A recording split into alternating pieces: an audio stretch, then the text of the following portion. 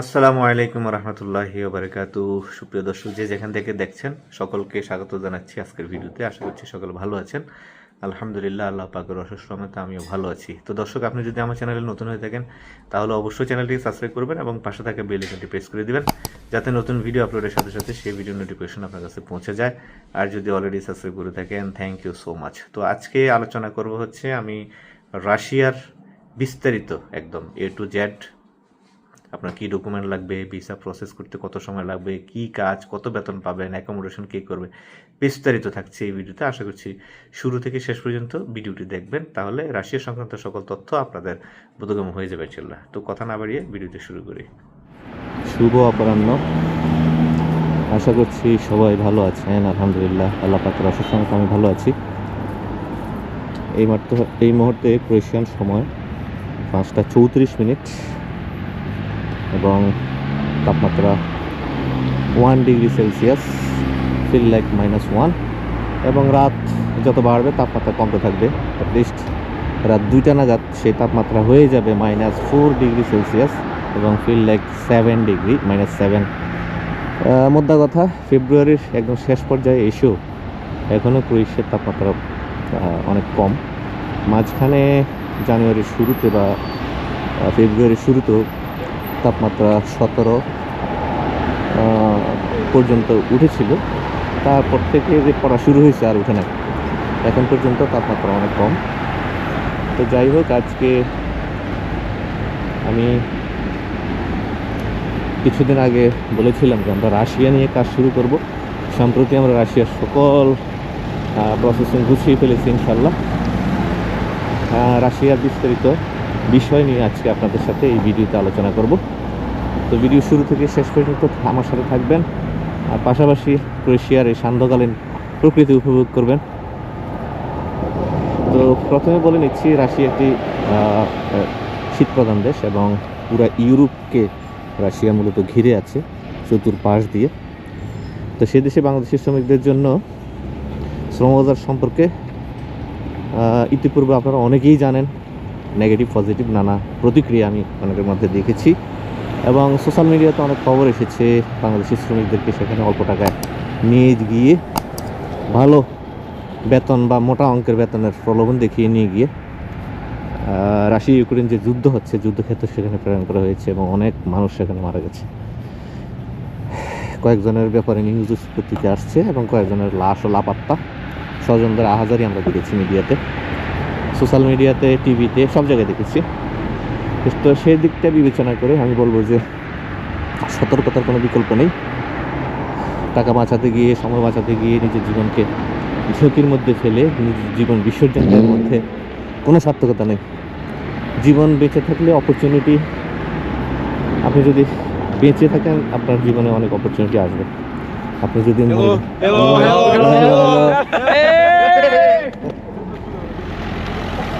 ক্রোয়েশিয়ার ছোটো ছোটো পোলাপান স্কুলের, তো অনেক অপরচুনিটি আপনার লাইফে আসবে।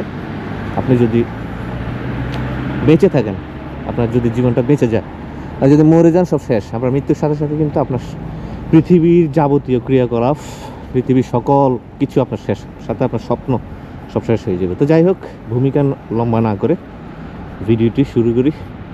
আজকের আলোচনার বিষয় হচ্ছে আমাদের রাশিয়া। তো এটা আমি একটা ড্রাফট করেছি, ড্রাফট অনুযায়ী, সিকোয়েন্স অনুযায়ী আমি আপনাদেরকে পড়ে শোনাবো, পাশাপাশি মাঝে মাঝে এগুলো বিশ্লেষণ করব। তো রাশিয়ায় বাংলাদেশি শ্রমিকদের জন্য শ্রমবাজার সম্প্রতি উন্মুক্ত হয়েছে। বিশেষ করে নির্মাণ, রেস্টুরেন্ট ও জাহাজ শিল্প খাত, এই 3টি সেক্টরে মোটামুটি ভালো কাজ হচ্ছে বাংলাদেশি শ্রমিকদের জন্য। এই জন্য আপনার প্রয়োজনীয় যেসব ডকুমেন্ট লাগবে সেগুলো হলো আপনার পাসপোর্ট, কমপক্ষে 2 বছরের মেয়াদ থাকতে হবে পাসপোর্টে। আপনার জাতীয় পরিচয়পত্র, এনআইডি কার্ড থাকতে হবে। যদি এনআইডি কার্ড আপনার না থাকে সেক্ষেত্রে আপনার বার্থ সার্টিফিকেট আপনাকে সংযুক্ত করতে হবে। পাসপোর্ট সাইজের ছবি লাগবে আপনার, সাম্প্রতিক তোলা রঙিন পাসপোর্ট সাইজের ছবি লাগবে, সাদা ব্যাকগ্রাউন্ড এবং ম্যাট পেপারে প্রিন্ট করা। এটা আপনার একটা ছবি সাধারণত লাগে, তবে 3টা বা 4টা আপনি করে রাখতে পারেন, একটা লাগে সাধারণত। তারপরে আপনার মেডিকেল সার্টিফিকেট লাগবে, স্বাস্থ্য পরীক্ষার রিপোর্ট আপনাকে প্রোভাইড করতে হবে। আপনাকে পুলিশ ক্লিয়ারেন্স সার্টিফিকেট দিতে হবে। তবে শুরুতে পুলিশ ক্লিয়ারেন্স সার্টিফিকেট না থাকলে সমস্যা নেই, যখন আপনার পারমিট আসবে এবং প্রয়োজনীয় সকল ডকুমেন্ট চলে আসবে সেই সময় আপনি এম্বাসিতে যখন ফেস করবেন সেই সময় আপনাকে পুলিশ ক্লিয়ারেন্স সাথে দিতে হবে। এবং রাশিয়ার এম্বাসি বাংলাদেশই আছে এবং বাংলাদেশ থেকেই আপনি জমা দিয়ে ভিসা সংগ্রহ করতে পারবেন। আর লাগবে হচ্ছে আপনার দক্ষতা বা প্রশিক্ষণের সার্টিফিকেট। প্রযোজ্য ক্ষেত্রে কিছু কিছু ক্ষেত্রে যদি একদম স্কিল্ড ওয়ার্কার চায় সেক্ষেত্রে আপনাকে অভিজ্ঞতা সনদ, ক্ষেত্র বিশেষে ভিডিও দিতে হতে পারে। তারপর লাগে আপনার শিক্ষাগত যোগ্যতা সার্টিফিকেট। অনেক কোম্পানি এসএসসি, এইচএসসি পাস এরকম মেনশন করে দেয়, তো সেই ক্ষেত্রে আপনাকে এসএসসি বা এইচএসসি সার্টিফিকেট যদি চায় আপনাকে সেটা প্রোভাইড করতে হবে। এখন হচ্ছে বেতন এবং অ্যাকোমোডেশন। বেতন হচ্ছে রাশিয়ায় বাংলাদেশি শ্রমিকদের বেতন হচ্ছে কাজের ধরন, দক্ষতা ও অভিজ্ঞতার উপর নির্ভর করে। এটা শুধু রাশিয়া না, মিডল ইস্ট সহ সারা পৃথিবীর যেখানেই আপনি অ্যাজ এ শ্রমিক হিসেবে বাংলাদেশ থেকে যাইতে চান প্রত্যেকটা দেশেই কিন্তু আপনার জন্য সেটা প্রযোজ্য। আপনার দক্ষতা, আপনার অভিজ্ঞতা এগুলোর উপর নির্ভর করে হচ্ছে আপনার বেতন ভাতা। তো নির্মাণ শ্রমিক হিসেবে যারা কাজ করে তাদের বেতন সাধারণত শুরু হয় $600 থেকে $1200 পর্যন্ত, অর্থাৎ বাংলাদেশি টাকায় 70 থেকে 1,40,000 টাকা পর্যন্ত বেতন আপনি পেতে পারেন রাশিয়াতে আপনার যোগ্যতা অনুযায়ী। এবং রাশিয়াতে এটা ডলার হিসাবে আমরা বললেও আপনার রাশিয়াতে মূলত ওরা স্থানীয় মুদ্রার নাম হচ্ছে রুবল হিসাবে ওরা আসলে স্যালারি দেয়। কোনো কোনো কোম্পানি ডলারেও বেতন দেয়, তো আমি ডলার হিসেবেই বলছি। 600 থেকে $1200, অর্থাৎ 70,000 থেকে 1,40,000 পর্যন্ত যারা নিম্ন শ্রমিক তারা বেতন পেতে পারে। আর কৃষি শ্রমিক যারা আছে তারা 500 থেকে 800, অর্থাৎ 58 বা 60,000 টাকা থেকে 92,000 টাকা পর্যন্ত স্যালারি পেতে পারে। তবে আপনারা জানেন রাশিয়া যেহেতু একটি শীত প্রধান দেশ, প্রচণ্ড শীত, এবং পৃথিবীর যত শীত মনে সব ওইখানে শীতের জন্য বিখ্যাত। তো সেই ক্ষেত্রে বছরের একটা বৃহৎ অংশ তারা আর আসলে বরফে ঢাকা থাকে। আপনারা জানেন বরফে তাদের নদী, খাল, বিল সব কিছু একজন হয়ে যায়। ইভেন তাদের ওইখানে যে বড় বড় নদীগুলো, শহর বা শহরের আশপাশে যেসব নদীগুলো থাকে সেগুলো পর্যন্ত পুরো বরফে, মোটা বরফে আবৃত হয়ে যায়। এবং সেই বরফের উপরে মানুষ স্কেটিং করে এবং অনেকে গাড়ি চালায়, হ্যাঁ, মোটরসাইকেল বা শর্টকাট রাস্তা হিসাবে তখন ওই নদী পথটাকে সবাই ইউজ করে, যেহেতু বরফে ঢেকে যায়। শক্ত বরফ কিন্তু, হ্যাঁ, নরম কোনো ইয়ে না, আস্তরণ না যে একটা পাতলা আস্তরণ পড়লো এরকম না, এবং পুরো বরফ প্রায় 1 ফিট 2.5 ফিট পর্যন্ত এরকম মোটা বরফে ঢেকে যায়। বুঝে নিতে একটা মানুষের ওজন কত, 80-90 কেজি পর্যন্ত একটা মানুষ হয়, 120 কেজি পর্যন্ত একটা মানুষ হয়। সেই মানুষগুলো এই বরফের উপরে কিন্তু স্কেটিং করে। তো স্বভাবতই বুঝতে পারছেন যে কি পরিমাণ আসলে শীত থাকে। তো একটা বছরের বড় একটা অংশ কিন্তু তখন বরফে ঢাকা থাকে, আর ওই সময়টাতে কাজকাম বন্ধ থাকে, কাজকাম হয় না। তো সেক্ষেত্রে কৃষি সেক্টরে আসলে কাজের সুযোগটা খুব কম সময়ের জন্য থাকে এবং অল্প সময়ের পরেই কিন্তু আবার শীত পড়ে যায়, তখন তারা বেকার হয়ে যেতে হয়। সেই জন্য আমি বলবো জাহাজ শিল্প এবং কনস্ট্রাকশন সেক্টর এই দুটো ক্ষেত্রে আপনার অ্যাপ্লাই করলে সবচেয়ে ভালো হবে। আর আমরা কাজ করছি কনস্ট্রাকশন সেক্টরে, ঠিক আছে। আমরা কি কাজ করছি সেগুলো নিয়ে আমি একটু পরে বলছি, আগে কথাগুলো বললে শেষ করি।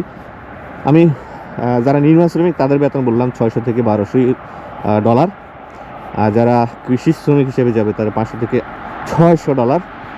যারা হোটেল ও রেস্টুরেন্ট কর্মী হিসেবে যাবে তাদের $500 থেকে $600, অর্থাৎ ওই কৃষি শ্রমিকদের মতোই। তবে এখানে একটা প্লাস পয়েন্ট আছে, যদি আপনি রেস্টুরেন্ট শ্রমিক হিসেবে যেতে পারেন সেক্ষেত্রে আপনি সারা বছরই যদি প্রতিষ্ঠিত কোনো রেস্টুরেন্টে হয় আপনি ওখানে কাজ করতে পারবেন। কারণ হচ্ছে সেখানেও কিন্তু ফুড ডেলিভারি সহ নানা কাজের অপরচুনিটি থাকে, যেহেতু শীতপ্রধান দেশ। তো প্রত্যেকটা শীতপ্রধান দেশেই কিন্তু ফুড ডেলিভারির আছে, চাহিদা থাকে, হ্যাঁ। কারণ মানুষরা তখন একটু ঘরমুখী থাকে, বাইরে একটু কম বেরোয়, তো তারা ঘরে বসে বসে অর্ডার করে খাবার খেতে তখন পছন্দ করে। এটা ইউরোপেও আমরা দেখেছি, এটা পৃথিবীর প্রত্যেকটা দেশে এরকম হয়। তো সেখানে এই অপরচুনিটিটা আছে, আপনি এটা করতে পারেন যদি এরকম কোনো সুযোগ সুবিধা পান আর কি। বাট আমাদের কাছে শুধু কনস্ট্রাকশন রিলেটেড কাজ। তো যাই হোক, রেস্টুরেন্টের বেতনও অনেকটা কৃষি শ্রমিকদের মতনই হয় তাদের, অর্থাৎ 500 থেকে $600 মধ্যে, অর্থাৎ বাংলা টাকায় 58,000 থেকে 1 লাখ বা 92,000 টাকা পর্যন্ত এরকম বেতন আপনি পেতে পারেন। অনেক ক্ষেত্রে যারা রেস্টুরেন্টের শেফ বা ওই লেভেলে যারা অনেক অভিজ্ঞ, যারা রান্নাবান্নার কাজে খুব দক্ষ শেফ, তাদের কিন্তু আবার $1,000 পর্যন্ত বেতন তারা পেতে পারে, যেটা বাংলা টাকায় 1,25,000 টাকার মতো তারা বেতন তুলতে পারে।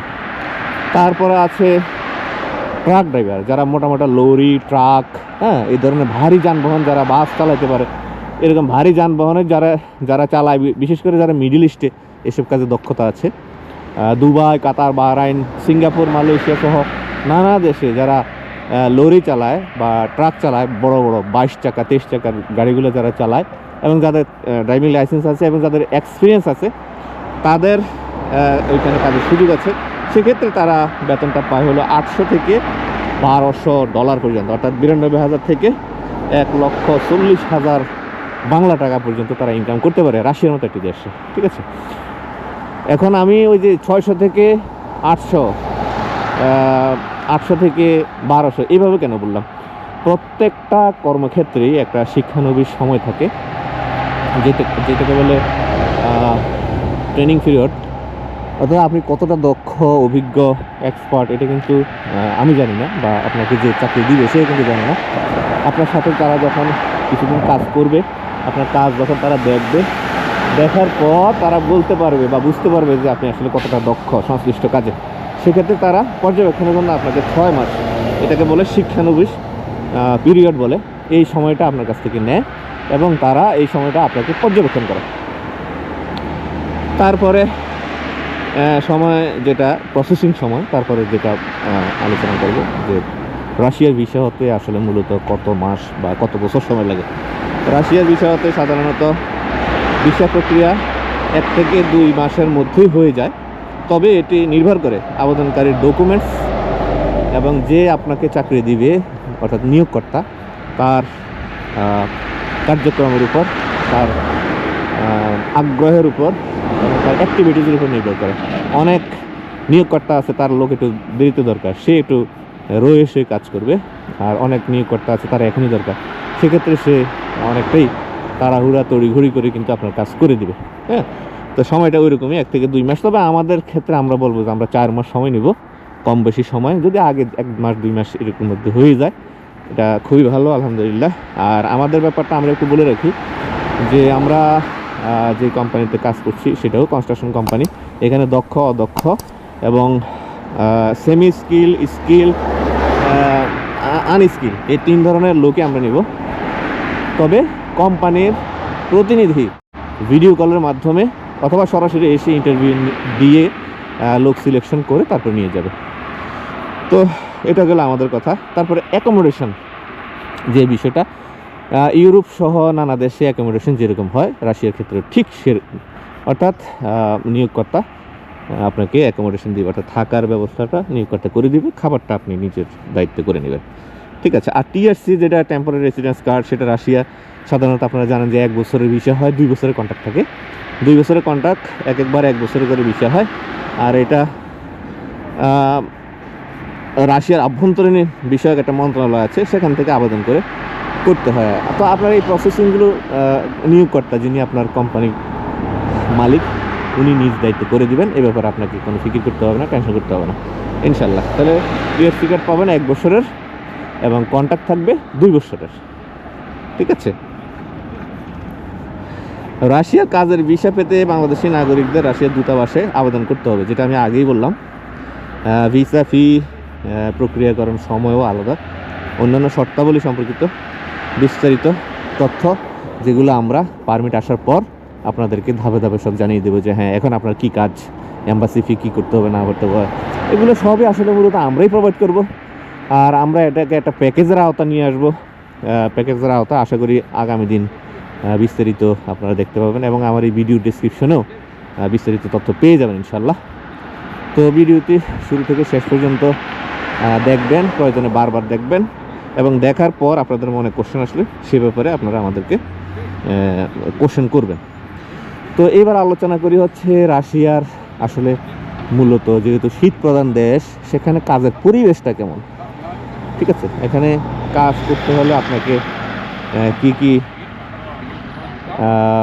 সমস্যা বা কি কি প্রতিকূল যে পরিবেশ বা প্রতিকূল পরিস্থিতির সম্মুখীন হতে হবে, এই বিষয়টা নিয়ে একটু কথা বলি। সাউন্ড কেমন হচ্ছে জানি না, যেহেতু মেইন রোডের উপর দিয়ে হেঁটে হেঁটে ভিডিও করছি। আশা করি পরবর্তীতে যখন একটু রিটাচ করব তখন সাউন্ড একটু বাড়িয়ে দেব। তো আমি রাশিয়ার কাজের পরিবেশ সম্পর্কে আপনাদেরকে একটু জানাই। যারা শিল্প কারখানায় বা নির্মাণ শিল্পে কাজ করবে তাদের জন্য বলি, কাজের পরিবেশ অনেক সময় কঠিন এবং শারীরিক পরিশ্রমের প্রয়োজন হয়। আপনারা জানেন এটা। প্রায়শই শ্রমিকরা নির্মাণ সাইটে কাজ করেন, যেখানে বিভিন্ন সরঞ্জাম এবং যন্ত্রপাতি ব্যবহৃত হয়। তো সুতরাং এগুলো রক্ষণাবেক্ষণ কাজ করার ক্ষেত্রে অবশ্যই শারীরিক পরিশ্রমের বিষয় যেটা, সেটা অবশ্যই লাগবে আপনার। আর হচ্ছে কাজের সময় দীর্ঘ হতে পারে, সাধারণত 8 ঘন্টা ডিউটি হয়। কোনো কোনো কোম্পানি তাদের বাধ্যতামূলক ওভারটাইম করায়, সেটা 8 ঘন্টার জায়গায় 10 ঘন্টা বা 12 ঘন্টা পর্যন্ত করে। তবে বাড়তি যে কাজটা করায় তারা, বর্ধিত যে সময়টা, সেটার জন্য তারা উপযুক্ত পারিশ্রমিকও দিয়ে দেয়। আর নিরাপত্তা ব্যবস্থা সবসময় ভালোই থাকে কাজের ক্ষেত্রে, সেফটি ইউজ করা হয়। আমি ক্রোয়েশিয়াতে কিছু কিছু ক্ষেত্রে দেখেছি যে তারা সেফটি বেল্ট সহ এই ধরনের সরঞ্জাম তারা ব্যবহার করে নাই, একদম খোলামেলা পরিবেশে কাজ করছে। সেক্ষেত্রে আমাদের অনেকেই আমাকে কমপ্লেন করেছে এবং অনেকে কান্নাকাটি করেছে। তো এই ক্ষেত্রে এটাও মাথায় রাখবেন যে আজ পর্যন্ত আমি যতটুকু তথ্য পেয়েছি এবং এ পর্যন্ত যারা রাশিয়াতে আছে, আমার তো একটা বড় লোভিং আছে আলহামদুলিল্লাহ আপনাদের দোয়ায়। সবার সাথে আলোচনা করে আমি যতটুকু বুঝতে পেরেছি যে রাশিয়ার কাজের পরিবেশ যথেষ্ট ভালো এবং নিরাপত্তা ব্যবস্থাও খুব ভালো। সরকারের কি করেছে না করেছে সেটা নিয়ে আমাদের জানার বিষয় না, তিনি কি স্বৈরাচার নাকি এইসব নিয়ে দেখার বিষয় না। আচ্ছা, কৃষি শিল্প সম্পর্কে একটু বলি।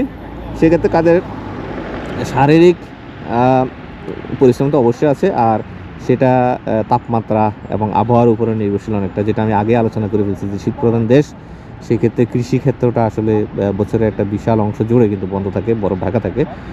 হ্যাঁ, তো এটা আসলে বিষয়টা এরকমই। অর্থাৎ কিছু কিছু ক্ষেত্রে শ্রমিকদের নিজস্ব বাসস্থান ব্যবস্থা করা হয়, তবে কখনো কখনো অন্যদের সঙ্গে শেয়ার করে থাকতে পারে। যারা কৃষিক্ষেত্রে কাজ করে, অনেক সময় কোম্পানিগুলো যেই জায়গা তাদের কৃষি সাইট থাকে আর কি, সেখানে কাজের ব্যবস্থা করে দেয়, মানে থাকার ব্যবস্থা করে দেয়, অ্যাকোমোডেশন করে দেয়, ঘর উঠে দেয়। এবং সেখানে আপনার শীতের থেকে বাঁচার জন্য যে হিটার, সেগুলো ইউজ করে এবং গরম পানি সহ নানা উপকরণগুলো থাকে। আমার অনেক কোম্পানি আছে যারা বলে যে না, তোমরা তোমাদের থাকার ব্যবস্থা করো, বাট তারা একটা ব্যবস্থা করে দেয়, সেটা পে করতে হয়। বাট আমাদের যেহেতু কৃষিখাতে কোনো কাজ নাই, আলহামদুলিল্লাহ আমাদের এগুলো ফেস করার কোনো প্রশ্নই আসে না। তো এইগুলো আপনাদেরকে কেন বললাম, এগুলো আপনাদের জেনে রাখা খুবই জরুরি। কারণ হচ্ছে এইসব দেশ আসলে শীত প্রধান দেশে যখন যাবেন তখন আপনাদেরকে নানা রকম প্রস্তুতি নিয়ে কিন্তু যেতে হবে। যেমন আমি এখন যে জায়গাটাতে দাঁড়িয়ে আছি ক্রোয়েশিয়াতে, এখানে প্রচণ্ড শীতের কারণে দেখেন আমার আঙ্গুল টাঙ্গুল একদম মানে বন্ধ হয়ে আসতেছে, মানে ইয়ে হয়ে গেছে, কি বলে এটাকে, রক্ত শূন্যতার মতো একটা অবস্থা, রক্তগুলো একদম জমে গেছে, এত কষ্ট হচ্ছে। তো আপনি যখন এরকম একটা পরিবেশে, ক্রোয়েশিয়াতে এখন তাপমাত্রা 1 তাপমাত্রা, আমার এত কষ্ট হচ্ছে, আর রাশিয়ার মতো দেশে -7, 8, 9, 10, -14 পর্যন্ত, 14, 15, 16 এরকম পর্যন্ত তাপমাত্রা থাকে। তো এরকম তাপমাত্রা আপনাকে কাজ করতে হবে। সুতরাং আপনাকে কতটুকু সতর্কতার সহিত কাজ করতে হবে এই বিষয়টা মাথায় রেখে তারপর যাবেন আপনারা ইনশাল্লাহ। আর আমাদের মাধ্যমে যারা প্রসেস করবেন, ভিডিও ডেসক্রিপশনে বিস্তারিত সকল তথ্য দেওয়া থাকবে এবং এই বিষয়ে আমি অফিসকে ইনফর্ম করে দিব আপনাদের সাথে যথাযথ সহযোগিতা করার জন্য ইনশাল্লাহ। তো এই বিষয়ে আরও বিস্তারিত তথ্য যদি আপনাদের জানার থাকে, ভিডিও ডেসক্রিপশনে নাম্বার দেওয়া থাকবে এবং ভিডিওর উপরে যে নাম্বার দেখতে পাচ্ছেন সেই নাম্বারে আপনারা হোয়াটসঅ্যাপে মেসেজ দিয়ে অথবা সরাসরি আমার সাথে হোয়াটসঅ্যাপে মেসেজের মাধ্যমে আপনারা যোগাযোগ করতে পারবেন এবং কমেন্টের মাধ্যমে আপনাদের প্রশ্নগুলো আপনারা জানাইতে পারেন। আমি ইনশাল্লাহ আপনাদের সকল প্রশ্নের উত্তর দেওয়ার চেষ্টা করব। আপনারা জানেন যে আমি কমেন্টস কিন্তু প্রত্যেকটা কমেন্টসেরই কিন্তু উত্তর দিই এবং প্রত্যেকটা কমেন্টস আমার নজরে আসে, আমি একটা কমেন্টসও কিন্তু মিস করি না। কিছু কিছু কমেন্টস আছে যেগুলোর উত্তর দেওয়াটা আমি প্রয়োজন বোধ করি না, বিধায় আমি উত্তর দিই না, বাট ম্যাক্সিমাম কমেন্টের উত্তর আমি দিয়ে থাকি। আপনাদেরকে এই শীতের মধ্যে হেঁটে হেঁটে পুলিশের কিছু পরিবেশও দেখাইলাম, প্রকৃতিও দেখাইলাম, আর এই সন্ধ্যার সময় আপনাদের সাথে অনেকক্ষণ কথা বললাম, আপনাদের অনেক মূল্যবান সময় নিয়ে নিলাম এবং এই ভিডিওর মাধ্যমে রাশিয়ার যাবতীয় ওয়ার্ক পারমিট সংশ্লিষ্ট সকল বিষয় নিয়ে পুঙ্খানুপুঙ্খ আলোচনা করলাম। আশা করছি এই ভিডিওর মাধ্যমে আপনারা উপকৃত হতে পারবেন। আর রাশিয়া নিয়ে যেহেতু বিতর্ক আছে, সুতরাং এখানে যাওয়ার ক্ষেত্রে প্রসেসিংয়ের ক্ষেত্রে খুব সাবধানতা অবলম্বন করবেন। অল্প টাকার ফাঁদে পড়বেন না এবং চটকদার বিজ্ঞাপনের ফাঁদে পড়বেন না। সাবধান থাকবেন, আপনি নিজের জীবন বাঁচান। আল্লাহর রহমতে ইনশাল্লাহ আপনি শারীরিকভাবে বেঁচে থাকলে, মানসিকভাবে সুস্থ থাকলে সময় টময় কোনো বিষয়ই না। সবসময় আপনার যে মূল্যবান সময় না, আমি বলি যে মূল্যবান টাকা, এটা সেভ করার চেষ্টা করবেন। তো সবাই ভালো থাকবেন, সবার জন্য অনেক অনেক শুভকামনা, দোয়া। আপনাদের সাথে এতক্ষণ ছিলাম আমি রেজাউল করিম। পরবর্তী ভিডিওতে আবার দেখা হবে, সে পর্যন্ত আল্লাহ হাফেজ। আসসালামু আলাইকুম ওয়া রাহমাতুল্লাহি ওয়া বারাকাতুহু।